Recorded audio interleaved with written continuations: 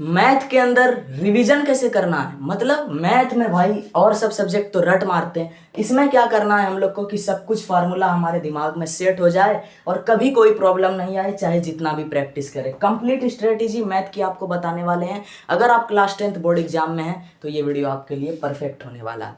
ठीक है, चलो स्टार्ट करते हैं हम लोग मैथ से। और एकदम ऑनेस्टली बताऊंगा कि मैंने कैसे रिवीजन किया, क्योंकि मेरा 10th में 93.2% आया है इसी ईयर, 466 नंबर 500 में से। ठीक है ना। तो मैथमेटिक्स एक ऐसा subject, only and only practice, and ये प्रैक्टिस आप तभी कर पाओगे जब आपको रिवाइज होगा सारा फार्मूला। अब मैथ में जो रिवीजन करने का जो की है वो मैं कैसे आपको समझाऊं कि revision is proportional to practice. ये क्या बोल दिया।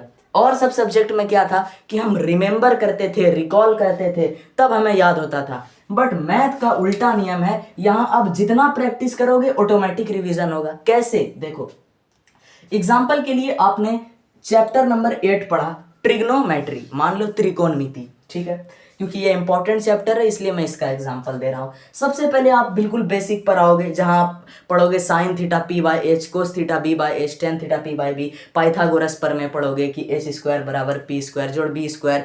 तो शुरू में आपको वो चीजें जो लेवल 1 पर थी, यानी शुरू में आपने पढ़ी, वो बहुत टफ लगेगी, लगता है बहुत टफ है, हमसे तो नहीं हो पाएगा। बट ट्विस्ट ये है कि जैसे ही टीचर लेवल बढ़ाकर डिग्री पर ले जाएगा और जब आपको साइन 30 की वैल्यू, साइन 0 की वैल्यू पढ़ोगे तब आपको ऑटोमेटिक लगेगा कि अरे यार ये P by H B by H तो बहुत हल्का है, डिग्री बहुत भारी है। लेकिन ट्विस्ट तब आएगा जब टीचर आपका डिग्री से भी लेवल ऊपर करेगा और लेके जाएगा सर्व समीका में, जहां आपको लंबे लंबे क्वेश्चन प्रूव करने होंगे, अपना क्रिटिकल थिंकिंग दिमाग लगा के सॉल्व करना होगा। तब लगेगा, अरे जब आप देखोगे कि एक ही क्वेश्चन में 4 बार आप इधर उधर करके डिग्री मान खुद से सोच के बैठा रहे हो, तब लगेगा अरे यार डिग्री तो बहुत आसान था, सबसे हार्ड तो सर्व समीका है। तो कहने का मतलब जैसे जैसे आपका लेवल बढ़ता है आपकी पिछली चीजें आसान होती जाती हैं। तो इस प्रकार से अगर आप इसमें, जैसे कि पहले आपको P बाय एच वाला सिनेरियो याद नहीं हो रहा था, तो आप इसका अगर 10 क्वेश्चन प्रैक्टिस कर लोगे तो ऑटोमेटिक याद हो जाएगा। क्योंकि मैथ एक ऐसा चीज है जिसमें रटने का कुछ है ही नहीं। सबसे पहली बात तो कि बस मैथ अच्छे से समझ लो और जो फार्मूला है उससे रिलेटेड बेहिसाब क्वेश्चन प्रैक्टिस करो, तब तक लिखो, तब तक प्रैक्टिस करो जब तक वो याद नहीं होता।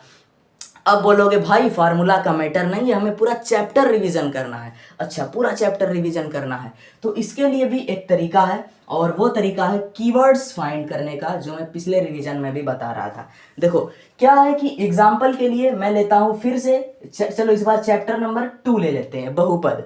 तो चैप्टर नंबर 2 जो बहुपद है, सबसे पहले तो आपको इससे रिलेटेड सारे टॉपिक पे कमांड होनी चाहिए और दिमाग में पक्का याद होना चाहिए कि इसमें क्या क्या पढ़ना है। एग्जाम्पल के लिए आपको ये पता होना चाहिए कि बहुपद है या नहीं, ये वाले से सवाल आता है। ये पता होना चाहिए कि बहुपद का घात पावर क्या है, इससे सवाल आता है।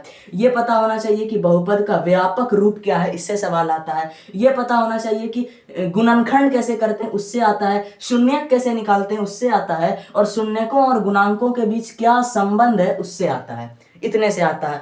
तो इससे जब क्वेश्चन आता है और जब आपको एक एक चीज दिमाग में पता होगा तो आप ऑटोमेटिक सबसे पहले आंख बंद करना और सोचना कि क्या बहुपद है। खुद आपको याद आएगा, अच्छा पूर्ण संख्या जिस पे था, नहीं देख कॉपी देख लो एक बार, ओ जिस पे पूर्ण संख्या, ठीक है ये पता चल गया।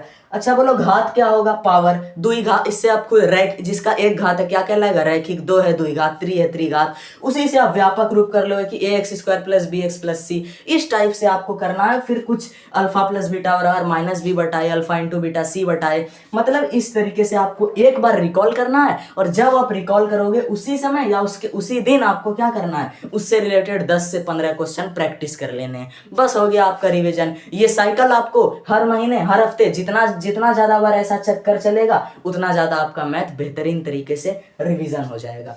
और मैथ की स्ट्रेटेजी क्या है कि आप कोई जैसे तैसे मैथ को घस के सॉल्व कर देता है, और फिर जब मैथ में नंबर नहीं आता तो टीचर पे सवाल उठाता है कि मैथ में नंबर कैसे कट गया, ऐसे वैसे। तो देखो मैथ में जो लिखने का तरीका है वो है कि आप बोर्ड एग्जाम दे रहे हो, ना कि कोई ऑब्जेक्टिव बेस्ड एग्जाम दे रहे हो लाइक जेई। तो आपको बोर्ड एग्जाम में हर चीज स्टेप बाय स्टेप दिखानी होती है। आपको ये मान के चलना होता है कि सामने वाला जो कॉपी चेक कर रहा है वही दुनिया का सबसे बड़ा मूर्ख है। उसको कुछ नहीं आता है, मतलब कुछ नहीं आता। वो एक रोबोट है जिसको आपको एक एक स्टेप समझाना है। तो आपको एक एक स्टेप समझाना है कि मैंने कहाँ से ये सॉल्व किया, कौन सा फार्मूला लिखा है, हिंदी में भी पूरा आपको लिख देना है कि कौन सा फार्मूला हमने लगाया। एक एक चीज आपको क्या करना है, स्टेप बाय स्टेप वर्णन करना है। तो अगर आप ये मान लेते हैं कि हमें मैथ की कॉपी में 2 नंबर का एक क्वेश्चन एक पेज में सॉल्व करना है, जो कि मैंने किया था अपने बोर्ड एग्जाम में, कॉपी खत्म होने का बिल्कुल टेंशन नहीं लेना, वहां पे कॉपी खत्म नहीं होती है। तो ये बात आपको ध्यान रखना है कि बोर्ड एग्जाम के अंदर जो आपको लिखना है वो 2 नंबर का क्वेश्चन एक पेज में और 5 नंबर का क्वेश्चन जो है वो 2 पेज लग जाना चाहिए, ठीक ना। 2 से ज़्यादा ही मत लगा लेना, ठीक, बहुत ज़्यादा भी नहीं रहती है। तो ऐसे करके लिखोगे तो मैथ में बहुत अच्छे मार्क्स आएंगे। बहुत ही हेल्पफुल अगर आपको ये वीडियो लग रही होगी अब तक तो ज़रूर शेयर कर दीजिए।